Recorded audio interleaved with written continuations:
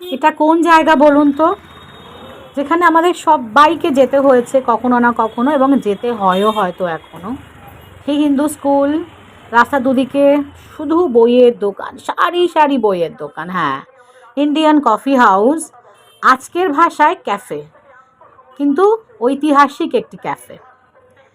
মান্না দের সেই গান লিখেছিলেন গৌরীপ্রসন্ন মজুমদার, সুর দিয়েছিলেন সুপর্ণকান্তি ঘোষ। কফি হাউসের সেই আড্ডাটা আজ আর নেই, আজ আর নেই। কোথায় হারিয়ে গেল সোনালি বিকেলগুলো সেই, আজ আর নেই। আমি জানি এখানে মান্না দে আসতেন, পড়েছি ম্যাগাজিনে, বইপত্রে। সৌমিত্র চট্টোপাধ্যায় আসতেন, নেতাজি সুভাষচন্দ্র বসু আসতেন, সত্যজিৎ রায় আসতেন। কিন্তু এত উত্তম কুমারের ছবি, মনে হলো উত্তম কুমারও আসতেন। ব্রিটিশ গথিক আর্কিটেকচারে তৈরি এই বাড়ি 1876 সালে তৈরি হয়েছিল। তখন নাম ছিল অ্যালবার্ট হল। ব্রিটিশদের অফিসিয়াল কাজে তৈরি হতো বা ব্যবহার হতো, সেই জন্য তৈরি করা হয়েছিল।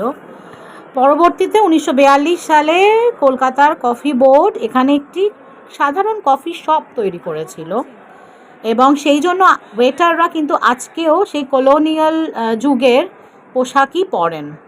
কলকাতা কফি বোর্ড যেই কফি শপটা খুলেছিল তা তারা হঠাৎই বন্ধ করতে উদ্যোগী হয়, কিন্তু কর্মচারীরা এক কাট্টা হয়ে তা রোধ করতে পেরেছিল। আপনি এখানে এক কাপ কফি নিয়ে সারাদিন বসে থাকুন, কেউ আপনাকে উঠে যেতে বলবে না। এটাই কফি হাউসের, মানে আমাদের কলকাতার বিখ্যাত কফি হাউসের মাহাত্ম্য। এত এত স্থান সংকুলান, এত চেয়ার টেবিল, যে কোনো কিছুর অভাব নেই। বন্ধু বান্ধব, আত্মীয় স্বজন, প্রিয়জনদের নিয়ে আপনি এখানে বসে থাকুন, আড্ডায় মেতে উঠুন। এখানে সবাই এতটাই মশগুল থাকে কাছের মানুষদের সঙ্গে যে আপনি কি করছেন কেউ ফিরেও তাকাবে না। এটাই একটা বড় ব্যাপার। আর বাঙালির যে আড্ডা কালচার, তারই তো একটা এক্সটেনশন, মানে ইনস্টিটিউশন অফ আড্ডা আর কি আমাদের কফি হাউস। এখানে মোগলাই থেকে শুরু করে চাইনিজ সবই অ্যাভেলেবল। খুব ভালো লাগে, যেমন ফিশ ফ্রাই ভালো লাগে তেমনই এখানকার চাউমিন। প্রাইস ইকোনমিক, তাই আসলে এখানকার যারা ক্রেতা বা এখানকার যারা কাস্টমার, যারা এখানে আসেন, বিভিন্ন বয়সী, তেমন ছাত্রছাত্রীরাও প্রচুর পরিমাণে আছে।